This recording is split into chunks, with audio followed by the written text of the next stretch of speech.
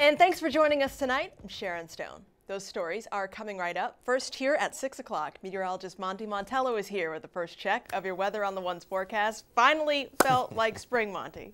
Involved in yesterday's hit and run in Winston-Salem. Now, you might remember these gruesome details we told you about. A man was killed after being struck by a car, and he was dragged for 3 miles through Winston-Salem until his death. Now, police say the driver actually stopped momentarily before continuing on, with 54-year-old John Otis still trapped underneath. Again, he was dragged until his death, a very gruesome detail there.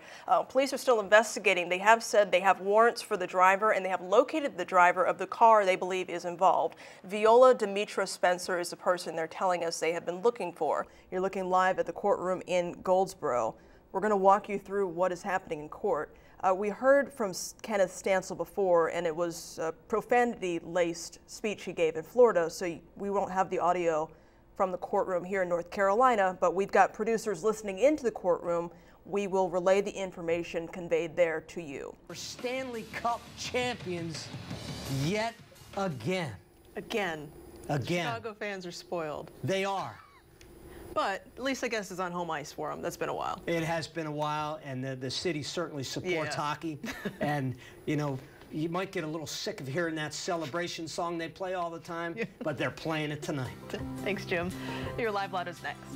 Now, Bob is back with what I'm hoping is an utterly fantastic forecast. Oh, listen to you getting in on the pun action, girlfriend. I got one more for you, Bob.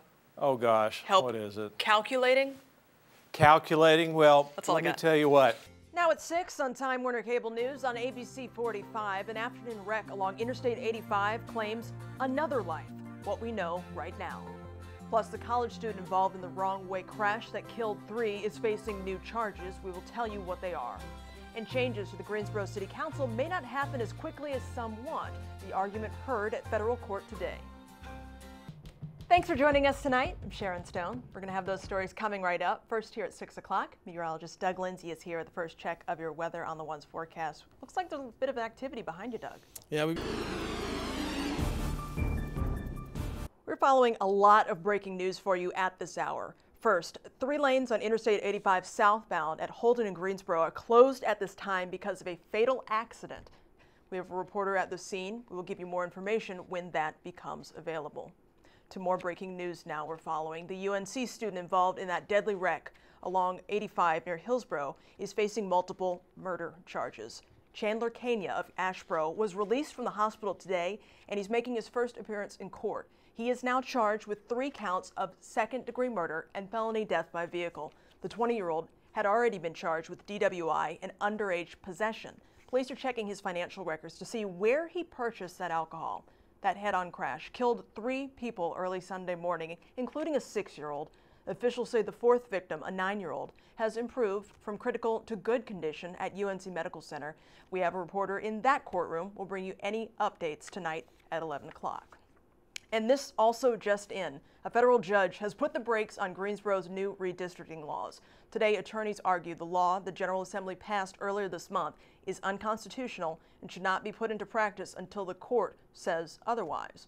Well, the judge agreed, issuing an injunction this afternoon. Our Amara Mokwe has an update from today's hearing. And that was Amara Amokwe reporting for us tonight.